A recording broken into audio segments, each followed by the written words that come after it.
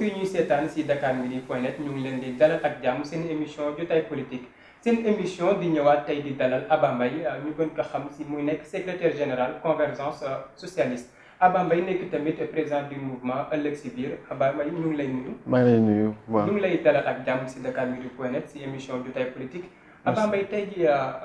convergence socialiste fa la toll gannaaw fukki at ñu ràññee ko mu nekk si biir politique. maa ngi leen di nuyu Dakar Midi di nuyu ñëpp ñu leen di suivre ci site bi di am mbégte am waxtaan bi ak yéen convergence socialiste daaw lañu doon def sunu assemblée générale et thème bi ñu jëloon moo doon convergence socialiste 10 ans d'engagement politique quel bilan quel enseignement et li ñu amaloon solo mooy vraiment fexe ba nga xamante ne convergence socialiste nga xamante ne presque yàggul ci champ politique sénégalais marqué na ko de part aussi d'abord par secrétaire général yi ko mës jiite tey ku xam Barthélémy Dias xam ne que c'est devenu un acteur de premier plan ku xam Malick Noël Seck xam ne que di ko présenté et tous les jeunes qui ont été avec la convergence socialiste ba tey ñu nekk ci yeneen milieu politique mais li gën a am solo mooy que convergence socialiste ay jeunes la dañ ñëw fekk parti socialiste daanu nekk dans l'opposition ñëw am benn identité bu bees parce que ñoom nekkoon nañu ay jeunes yoo ne jógewuñu école du parti amuñu formation classique socialiste fekk parti bi nekk opposition soxla am beneen identité beneen démarche jeunes yooyu ñëw yokku si et je pense que jeunes yooyu ñëw joxaat parti socialiste élan bi bu am ce sont ces jeunes là qui ont redonné vie au parti socialiste parce que ñoom ñoo fa indi culture xeex andi fa culture opposant andi fa posture combat et loolu moo tax parti socialiste vers 2004 le véritablement commencé taxawaat ba am tey élan bi mu am donc convergence socialiste impacté na parti bu mu bokk parce que convergence socialiste parti mouvement affilié parti socialiste impacté na champ politique sénégalais parce que créé na ay leaders yu ñëpp xam léegi et puis jox na beneen identité engagement politique jeunes yi et li gënoon am solo mooy que tey ñun dañ ko jël andi beneen profil beneen posture xëy na bokkuñu ak discours on ne fait pas du Malick on ne fait pas du Barthélémy mais on se dit que am na lu ñu war a indi apporter champ politique sénégalais suñu génération bi on n'a pas à être dans le culte de la personnalité dans la pontification dans la panthéonisation dans le baïfalisme politique li am solo mooy faire un travail de contribution benn positionnement benn culture politique wante ne tout boo xamante ne ñu ngi koy wekk ci enjeu yi Sénégal am ak fi Sénégal jëm. fan ngeen féete tey si wàllu politique est-ce que du rek da ngeen mel ni genre COJER xam ne dañuy ñoom ñu ngi gunge seen président. mais tey convergence socialiste presque pratiquement gisuñu ko si benn action tey fan ngeen toll. loolu du question bu ñuy na rappeler parce que ku topp histoire politique rek xam ne que parti socialiste convergence socialiste au lendemain des élections présidentielles mooy njëkk def conférence de presse taxaw ne Tanor Dieng dafa war a préparer benn candidat ñu samp ko commencé ko liggéey commencé préparer liggéey et ñëpp xam nañ ñu ngi fàttaliku ne ba ñuy dàq Malick Noël Seck problème fa la jóge woon mooy benn point de presse bu ñu defoon wax ne il est temps de fermer la page Ousmane Tanor Dieng sans la déchirer ñun waxuñu dàq Ousmane Tanor Dieng waxuñu toroxal ko mais on sait que élection présidentielle moo doon dernière chance am puisque phase politique am ak dynamique politique am jeexoon na il était important que parti socialiste beneen page donc képp tey ku taxaw rek ak koo mënti doon dag ñu fekk si ci posture boobu mais posture boobu convergence socialiste moo ko njëkk initié. nga wax léegi ba tudd ñoo xam ne tey yéen a ngi nekk si benn problème. bu am biir parti socialiste tey yéen fan ngeen si féetee si biir xëccoo yooyu noonu biir PS. mais xam nga ñun à la base ñun ay socialistes lañu man damay faral di wax ni que man mon père était responsable de coordination secrétaire général de coordination et d'union départementale mon grand-père était secrétaire général de section donc tey jàpp ma ni man maa ëppale parti socialiste bépp militant mais kenn gënu maa nekk socialiste te tey ñun lu ñu jàpp ñun mooy suñu parti du ñu nangu mu disparaître comme ça dans le champ politique parce que simplement Ousmane Tanor Dieng jàpp na ni que li parti bi war def mooy dugg ci Benno Bokk Yaakaar bañ a am candidat et on considère ñun que parti socialiste mënul depuis 2012 on est candidat à rien demuñu élection législative demuñu élection au conseil demuñu élection locale li am solo mooy que en 2019 le parti socialiste doit avoir un candidat et ce candidat là doit être un candidat socialiste avec un projet socialiste ñun nag ñu taxaw foofu beneen bi mooy ci parti bi responsable bi fi nekk daf ci am koo xamante ne dafa am benn parcours wante ne moo koy def le candidat bi nga xamante ne sénégalais yi moom la ñuy ciblé moom la ñuy pointé muy Khalifa Ababacar Sall. Pourquoi? Parce que Khalifa en 2012 Khalifa bi ñu gagné 2012 il aurait pu entrer au gouvernement wala il aurait pu prendre un autre poste Khalifa 2014 il aurait pu être candidat à l'élection législative 2012 mais Khalifa a considéré qu'il avait un mandat bi mu am moo doon le mandat de maire de Dakar comme il a été élu en 2009 c'est-à-dire avant le pouvoir actuel bi ñu ko falee il a été élu grâce aux assises nationales du Sénégal ak Benno Siggil Sénégal. avant ñu ñëw un peu si candidature Khalifa Sall yéen crise bi biir PS yéen fan ngeen si toll yéen. mu la expliqué nii Khalifa bi mu amee bi mu ñëwee 2009 nekk maire de Dakar bi ñu ko joxee yeneen poste en 2012 mu bañ ko rejeté ko parce qu'il avait déjà la confiance des Dakarois demaat élection locale Dakarois yi wulwaat ko joxaat ko beneen mandat et à partir de là Khalifa dafa considérer que moom am na possibilité ak responsabilité diriger le parti socialiste pour être un bon candidat aux élections présidentielles. Et à partir du moment où Khalifa a fait ce choix-là, nous, comme socialistes, on est avec ce choix-là. Parce que d'abord, on considère que le parti doit avoir un candidat. Et puis, on considère aussi que Khalifa est un excellent profil pour représenter le parti socialiste face à ces élections-là. Il a le profil idéologique, légitime, parce qu'il est un fils du parti, il a grandi dans le parti, et il a été élu, réélu au nom du parti. Et pour nous, c'est le meilleur candidat du parti. Khalifa Sall est le meilleur candidat du parti mais si élection locale yi yéen si ngeen xaw a séparé wu ak PS bi ñu gis tey jii lan moo tax yéen avant ngeen di agsi fu ñu leen di ndaxee si locale yi yéen génnew leen ngeen créé benn mouvement wala beneen formation d'abord. Non, parti socialiste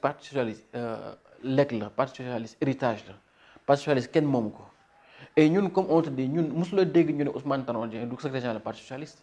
Ousmane Tanor Dieng dañ ko jox cër mu mat sëkk parce que congrès moo ko fal te congrès yi ko fal ñun ci lañ bokk mais cër boobu ñu ko jox tekkiwul ni moom ba li mu bëgg la ñu war a def parti socialiste dafa war a am candidat et on considère que on va se battre pour ce candidat là est-ce que dañuy génn PS wala duñu génn PS loolu il en est hors de question parce que PS ñun on avait la possibilité militer yeneen parti mais dañu def rester au parti socialiste parce que sunu ay maam fu lañu nekkoon sunu ay wàjju suñu nekkoon waxuma la Khalifa Sall bi xamante ne ci parti bi la juddoo donc on a le droit de poser le débat dans le parti may fàttali ko ne 2014 bi ñu dem élection locale waa APR ils ont présenté des candidats contre Ousmane Tanor Dieng contre Benno Bokk Yaakaar pourquoi il n'est pas parti en 2012 après les élections présidentielles il y a des responsables du parti qui n'étaient pas d'accord pour que parti bi jàppale Macky Sall alors que loolu la ñu waxoon pourquoi ils sont pas sortis les gens voulaient que Wade toogaat def un mandat de 5 ans comme ça on a de meilleures chances mais non des gens comme Khalifa comme Aïssata Tall Sall se sont on dit non lii du comportement on avait dit que dañuy jàppale le candidat le mieux placé et c'est ce qu'on va faire ñu débat def choix ñu jàppale Macky Sall mu falu donc aujourd'hui c'est pas parce que Ousmane Tanor Dieng yor na institution bu mag il a des avantages que li mu bëgg la ñuy def non le parti socialiste aura un candidat et pour nous actuellement le candidat il reste Khalifa Sall et on est avec lui. léegi yéen tabb ngeen Khalifa Sall seen candidat tey fan ngeen toll gannaaw bu ñu leen génnee parti socialiste tey jii lan mooy seen taxawaay. ñun ba tey kenn génne ñu parti socialiste. mais def nañu seen réunion bu pare ba. waaw def nañ seen réunion mais parti socialiste wax naa la parti bu organisé la bu am règlement am nu muy doxee parti socialiste c'est le parti le mieux organisé du Sénégal. mais règlement yi li mu wax moom mooy ñoom Abba Mbaye ñoom Khalifa Sall Aïssata Tall Sall. règlement bi waxul loolu règlement bi lu mu wax mooy que dafa ne bu fekkee da ngay dàq nit déjà base bi moo koy demandé su ko demandé yow da ngay def commission de discipline comme man ak Malick bi ñu bëggee dàq dañu convoqué commission de discipline ñoom ndem ci yàlla professeur Assane Seck ñoom professeur Abdoulaye Ilman Kane ñëpp nekk fa ñu laaj ñu pourquoi ngeen jël positionnement bi ñu expliqué ñu ne li leen di ñaan yéen mooy à partir de maintenant bu leen defati sortie dans la presse man leen defatuma sortie dans la presse Malick a fait une sortie malheureuse ñoom ñu dàq ko mais commission de discipline dafay jox rapport te loo xam ne day am visa naan vu le rapport de la commission de discipline vu tel article ba jël décision aujourd'hui kenn indi ñu notification wax ñu dàq nañ ñu parce que ils n'ont pas fait de commission de discipline ils se sont réunis en secrétariat exécutif et neen dàq nañ ñu et Ousmane Tanor Dieng c'est lui-même que dàqul kenn et il le dit en réunion. ne complot daal ngeen ko jàppee. du question complot sax ñoom dañuy def seen politique parce que leen intéressé actuellement ñoom mooy ànd ak Macky Sall di nguuru di dem ñun li ñuy intéressé mooy que parti socialiste taxaw am candidat am un excellent résultat à l'élection présidentielle kon ne liggéey bi ñu defoon parce que bu leen fàtte ni en 2000 les Sénégalais dañu dàqoon ñu wàcc organiser wu taxawaat fanduwaat di commencer construire le parti petit à petit ba tey fi ñu toll nii ba mën amaat ay 40-50 mairies dans Sénégal là c'est ce travail là qui continue et on sera candidat à l'élection présidentielle lu ñu Sénégalais jox ñu jël. candidat à l'élection présidentielle mais ak ban kuréel. mais incha allah bu ñu fa eggee daañu xool lépp lu ñu mën def rek pour nekk candidat mais incha allah on aura un candidat socialiste. comme bu ñu ko mënee wax présidentielle soreetul léegi fan lañu mën a xaar Khalifa Sall tey jii si jëm si élection présidentielle. Khalifa Sall fi ñu ko mën a xaar mooy la mu nekkoon boobu ba léegi xam nga Khalifa Sall bu doon poste la wala teranga wala combine Khalifa Sall tey du nekk fi mu nekk Khalifa il a fait un sacrifice dafa gëm ni que politique Sénégal war nga mën a engagé wu war nga mën a am loo inspiré aux jeunes ba jeune bu dugg ci politique rek xam ne que am na loo war a incarné et valeurs yooyu moom la Khalifa Sall incarné tey deru politicien dafa yàqu tey buñ nee luubal ñu ne politicien buñ nee jël alalu askan bi ñu ne politicien bu dee doo wax dëgg ñu ne politicien dem na sax ba tey boo xëyee suñu la am na lu xew cimetière Pikine sax ñu ne politicien dem na ba tey buñ nee dañuy xëy rek ñu ne xale yee ngi réer rek ñu ne politicien mooy lu nekk mooy lu gën a bon mooy incarné valeurs yi gën a ñaaw ci société bi et je pense que ñun ñuy jeune dugg ci politique ba ñuy tàggu suñu ay waajur ak suñu ay kilifa tàggu wuñu leen woon pour loolu et je pense que dañ ci dugg parce que am na ay valeurs yu muy incarné désintéressement responsabilité éthique ak sens de l'engagement et je pense que loolu la Khalifa Sall incarné wan ni que ñi fi nekk du yéen yéenay décider Sénégal Senghor da ko jiite dem Abdou Diouf jiite ko il a été battu par les urnes Abdoulaye Wade jiite ko bëgg fi teg doomam il a été battu par les urnes Macky Sall doit accepter de faire face li mu def nii su ko Abdoulaye defoon du fi falu su ko Abdou Diouf defoon Khalifa Abdoulaye Wade du fi falu c'est pas ça la démocratie et Macky Sall taxaw ne du am adversaire ça c'est pas acceptable ba tax na saa yoo bëggee xeex ni rek tu utilises les institutions de la République muy la justice muy les institutions de la police ainsi de suite et ça c'est pas acceptable et Khalifa a fait ce sacrifice là il est en prison et ñun on continue à faire bloc derrière lui parce que on sait que l'histoire lui donnera raison. Khalifa Sall moom mooy seen candidat présidentiel bi ñu jëm léegi bu ñu gisee ne est-ce que Khalifa Sall était condamné par exemple. Khalifa Sall ñun on xam nga li gën a neex ci mbir bi mooy que avant procès bi lu ñu doon wax non gars yi dañuy daw procès bi ñëwuñ procès dañuy waaf xoolal et vous allez voir quand on va entrer au fond dañuy ngeen dégg yu grave parce que au finish quoi rien du tout ils sont allés juger et tous les chefs d'accusation yu ñu doon accusé Khalifa dafa wadd benn par benn rien na tient amul benn bës jël y a des situations même c'est même du non droit la preuve am na benn jour wante ne quand le bâtonnier camerounais a plaidé mais juge bi dafa mer génn parce que li ko waaj wax dafa ne dama doon xas alors que waaj xasu ko daf ko wax dëgg yii ngeen di tuumal nit kii kenn xamoo ko woon sénégalais tey on ne reconnaît plus les sénégalais et lii ngeen def nii c'est pas la justice si les gens veulent faire la politique ils n'ont qu'à faire de la politique si champ politique bi mais qu'on laisse la justice sénégalaise parce que un pays sans justice n'est pas une république. léegi bu ñuy wax est-ce que Khalifa Sall est condamné Khalifa Sall bu ne le 30. bu dee juge bi dafa wax Khalifa Sall dañ koy tëj. lan mooy doon seen deuxième option. man gëm naa ne que Khalifa Sall ne sera pas condamné parce que si on juge en droit Khalifa Sall ne sera pas condamné et puis il y a les appels il y a toute la procédure ba tey gëm nañ ni que même s'il faut que Khalifa Sall se présente en prison nous considérons que Khalifa Sall se présentera en prison mais lépp lu ci mënti am ci Macky Sall considère que ñun mbootaay Khalifa wala njabootu Khalifa que on est avec lui wala que duñu campagne parce que Khalifa est en prison wala duñu peser élection parce que Khalifa est en prison il se trompe. L'esprit de Khalifa le projet de Khalifa l'engagement de Khalifa pèsera et impactera sur ces campagnes présidentielles la xam nga yaa ngi fàttali ko en 2000 Idrissa Seck ak Abdoulaye dañu defoon takkandeer boobu si ginnaaw ñu ngi gis Abdoulaye Wade bu fi Khalifa Sall di nekk sa takkandeer baa ngi fi te nitam ñu ngi parce que ñun on battra campagne incha allah waaw ñun amuñu ñun dama leen wax takkandeer bi mooy ñun ñëpp ñuy ànd Khalifa jàppale Khalifa nekk mbooloo Khalifa nekk mataay Khalifa commencé nañ benn tournée on va aller partout au Sénégal pour parler aux responsables de Khalifa et Inch'Allah à la suite de cela nous parlerons à nos compatriotes nous parlerons aux Sénégalais et nous construirons notre projet avec eux et nous le présenterons aux Sénégalais Inch'Allah. ba léegi laaj bi daa may da nga ko xaw a waaf. moom mooy Khalifa Sall bu ñu ko condamné tey jii. yéen ñi ànd ak moom. tey lan mooy nekk tey jii seen deuxième option. mooy li ma la expliqué jëlal gënal jëmm Khalifa moom dafa ne Khalifa dafa ne moom politique Khalifa boo gisee posture ak taxawaay moom dafa yàgg wax ni que politique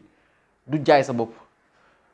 amal projet amal ay idée amal ay xalaat amal gis-gis loolu moo am solo moo tax ma ne la projet Khalifa gis-gisu Khalifa ak idée Khalifa ak mbooloo Khalifa incha allah dina nekk ci terrain te dina campagne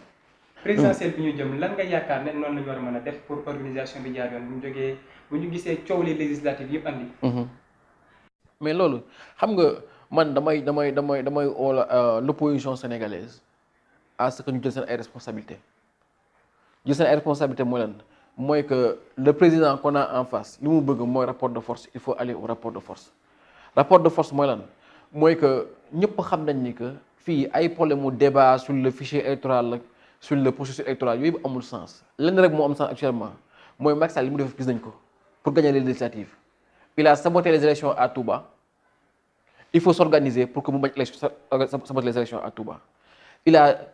jël na carte d'identité yi téye ko mais il faut se battre pour que à un an l'élection présidentielle que mu wóor nañu que bu ñu àgg si élection yi que tous les Sénégalais daañu yor seen carte électeur. mais rapport de force génn ci mbedd bi aller au niveau du ministère de l'Intérieur comme on l'a fait la dernière fois continuer le combat et sensibiliser les Sénégalais pour que les Sénégalais exigent seen droit muy seen carte d'identité. et c'est le seul combat qu'il y a à mener parce que moi j'ai la conviction que Sénégalais bu ñu jotee seen carte gisuma ban voie ban issue le Macky Sall am pour gagner élection yi au premier tour c'est pas possible. ñëw daal da nga yaakaar ne Macky Sall premier tour mën nañu ko éliminer. il y aura deuxième tour forcément dans ce pays-là mais li Macky Sall bëgg kay moom mënu am Macky Sall veut gagner au premier tour mais mënul nekk aujourd'hui il est à 35% et il baisse donc ku am 49% avec une aussi grosse coalition nga saboté élection yi à Touba xam nga poids électoral Touba nga fexe ba Dakar nga ne yaa ko gagné. nga jëm élection présidentielle tu n'auras pas le soutien de tous les grands partis tu auras deux candidats au moins d'envergure en face comment tu peux faire pour gagner au premier tour xam nga loolu mënul nekk mais c'est ça son projet te incha allah duñ ko may. léegi ñu jógee ci politique ñu xaw a dugg ci ay questions yoo xam ne dëgg ci société bi la jëm. yow nga jiite ngay directeur général action et santé sociale ci ville de Dakar. tey jii lan nga yaakaar ne moom la ñu war a mën a def pour jéem a taxaw askan wi. man maay directeur action sanitaire et sociale de la ville de Dakar maa yor politique santé ville de Dakar xam nga man maa ngi fii depuis mois de novembre comme ni nga ko waxee lépp àdduna rek jàng la et je pense que tey poste bi boobu nekkee da ngay jàng responsabilité da ngay jàng ne politique wala responsabilité administrative boo ko yoree da ngay fexe ba lépp looy def na nekk njëriñu askan bi parce que benn acte boo posé rek mën na impacter vie des millions et des millions de personnes dama lay jox benn exemple. bi ma ñëwee fii di wër keroog maa ngi dégg président Idrissa Seck bi nga xam ne nekkoon na premier ministre Sénégal muy taxaw di wax ni bi mu demee Touba que y a 300 liste d'attente hémodialyse à Touba c'est 300 personnes mais hôpital Dantec bi la liste est à 540 personnes donc aujourd'hui tey moom en tant que ancien premier ministre mu ngi koy découvrir mais ñun à notre âge aujourd'hui yàlla def nañu am ay responsabilités rapidement on prend conscience des enjeux et on prend conscience des combats qui nous attendent li ma la ci mën a wax rek mooy que la politique a fait trop mal à ce pays-là xam nga tey direction bi ma yor moo yoroon les centres de santé de 19 communes d'arrondissement mais tey ak l'acte 3 de la décentralisation État du Sénégal dafa décider ne les centres de santé sont maintenant gérés par les communes d'arrondissement. Les communes d'arrondissement n'ont pas les moyens d'investir dans les centres de santé alors que nous à la ville de Dakar on avait un programme d'investissement de presque 3 milliards au niveau de ces centres de santé là mais tey avec l'acte 3 bu fekkee commune d'arrondissement yi ils n'ont pas les moyens d'investir qu'est-ce qui va se passer c'est que le tissu sanitaire de la ville de Dakar va se dégrader. Il va se dégrader contre qui? Mais contre le Dakarois qui utilise tous les jours. Et nous, la classe politique, il faut qu'on arrête de nous battre en disant que man diw lay xeex man Khalifa lay xeex moo tax may acte 3. Le plus important mooy que nañu jàng am projet en pensant surtout aux populations parce que au bout du bout ce sont les populations qui souffrent. Si élection locale yi 2014 nga bokkoon si liste Saint-Louis. tey jii Saint-Louis tey jii mairie Mansour Faye moo fa nekk. mu nekk koo xam ne si beneen côté bi la nekk yéen àndu leen. tey jii nan nga gisee situation ville Saint-Louis. man Saint-Louis comme ni ma la ko waxee toujours même esprit man dama dirigé woon benn coalition bu ñuy wax ëllëg si biir ëllëg si biir li ñu doon wax foofu ndaw yi mooy que nañu arrêté di subir c'est pas parce que da ngay toog nekk jeune Saint-Louisien ñu toog defar ay coalition Dakar négocier ko Dakar ay Benno Bokk Yaakaar la imposer ay candidats li am solo mooy en tant que jeune Saint-Louisien dëkk Saint-Louis màggee Saint-Louis tu as ton mot à dire et li ma amoon solo mooy de montrer aux jeunes Saint-Louisiens que on peut se battre en politique on peut s'imposer parmi les grands et faire entendre sa voix et yàlla def na bi ñu ko defee au départ c'était difficile lu nekk dégg nañ ko mais yàlla may nañu ndam parce qu'on est arrivé 4e On est arrivé devant, par exemple, des gens comme Aline Badal Cissé. On était devant, on a fait 2000 voix, on a 2 conseillers et on assure aujourd'hui la gestion de la présidence de la commission jeunesse. te kenn joxuñu ko kenn binduñu si benn kii sédduñu ko ñoo ko xeex amal ko suñu bopp. Et ce combat là on le continue encore à Saint-Louis man du ma def bilan kenn du ma def bilan Mansour Faye parce que bu heure bilan jotee moom dina jàkkaarloo waa Ndar li mu waxoon waa Ndar ne je vais faire un programme spécial le président m'a accordé un programme spécial de 12 milliards bu demee waa Ndar dañu wax ndax li ñu doon xaar am nañ ko ou pas. Donc il fera lui son bilan. Comme moi en tant que Saint-Louisien je ferai aussi mon bilan pour dire aux Saint-Louisiens 5 ans yi qu'est-ce que j'ai fait et qu'est-ce que je n'ai pas fait pour Saint-Louis et pour moi-même pour leur dire que aujourd'hui je suis un meilleur candidat que je n'étais il y a 5 ans. Et enfin situation Saint-Louis ñëpp nga xam ngeen ko la dernière fois Emmanuel Macron ñëw na fa def fa ay promesses yu dul jeex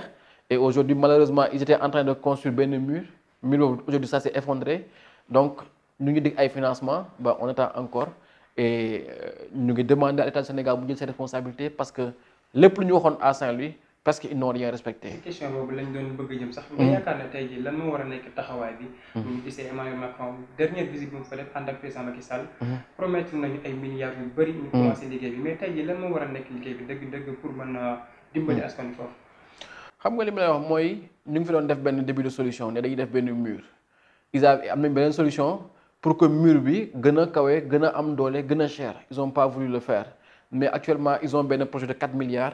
Malheureusement première inondation yi am bi géej gi njëkk a dal rek mbir bi dafa affiché wu te pendant ce temps bi Macron ñëwee fii on a signé à Macron un contrat de 50 milliards pour benn entreprise bu tudd Fonroche pour ay poteaux solaires si benn endettement boo xam ne on va le payer encore. Pourquoi alors s'endetter jox ko benn entreprise française alors qu'on aurait pu mettre cet argent là ici et régler nos propres problèmes?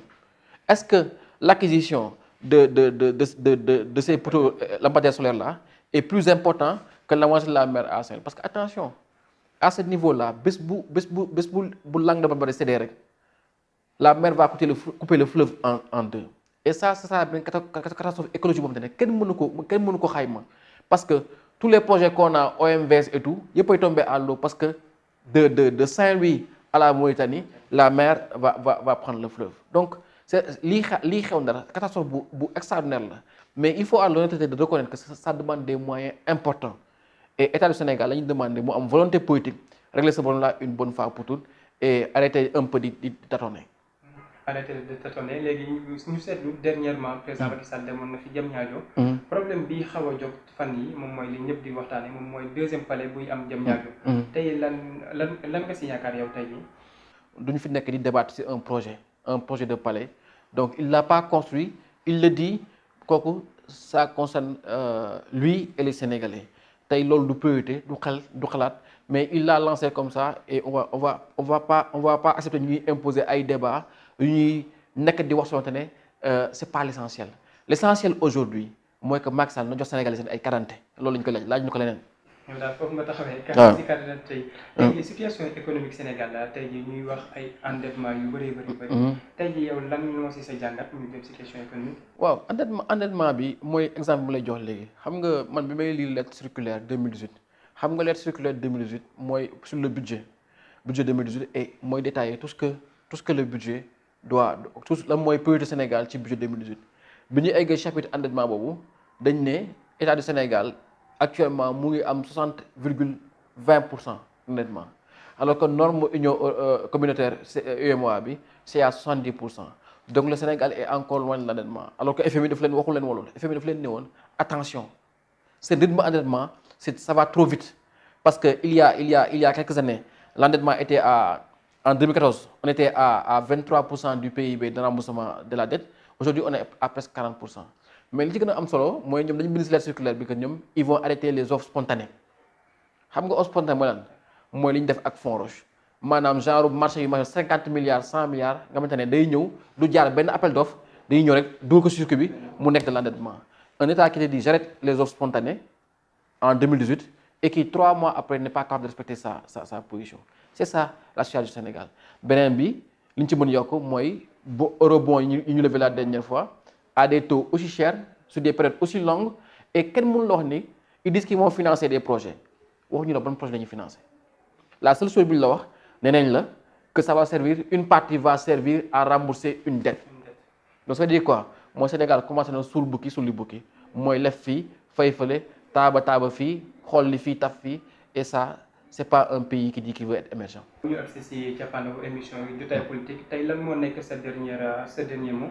message bi may mujjee mooy di nuyu sénégalais yi di sargal sunu président Khalifa Sall nga xamante ne wane na ngor bu amul àpp ci projet bi li mu ñu sant nag mooy waxtaan ak yéen jokkoo ak yéen parce que moom li mu gëm mooy que du jëmm yi la ñuy jaay du président bi mooy defar dëkk bi ñu koy defar mooy li ñu waxtaane woon ci assises nationales yi bokk ko ak yéen ñu ànd bokk xel bokk xalaat bokk projet pour suñu parce que Sénégal ñoo ko moom yàlla indi na fi lu mel ni pétrole ak gaz nga xamante ne ëllëg suñu ay njaboot mën na si suqaliku suñu avenir doom mën na si suqaliku sans ñu soxla dugg ci géej gi wala yàq seen àdduna si désert bi kon nag li ñu war a wane mooy fulla ak fayda ak responsabilité ba mel ni boo war a mel ni yenn dëkk yi li ñu am dafa war jëriñ sénégalais yi te pour mu jëriñ sénégalais yi il faut que sénégalais yi commencé am fulla téye seen réew doxal seen réew ci xalaat ci fulla ak ci fayda et waxtaan boobu la ñu président Khalifa Sall demandé ñu seq ko ak yéen ñu leen ñaan ngeen bàyyi ko xel ñaanal ko te gëm ni incha allah yàlla na ko may ndam parce que ci li ko dese dundam leen rek la gëm mooy que li mu nekkoon depuis 13 ans ci lay nekk ba léegi mooy servir le Sénégalais servir le Sénégal ak responsabilité ak désintéressement ñu ngi leen di gërëm bu baax.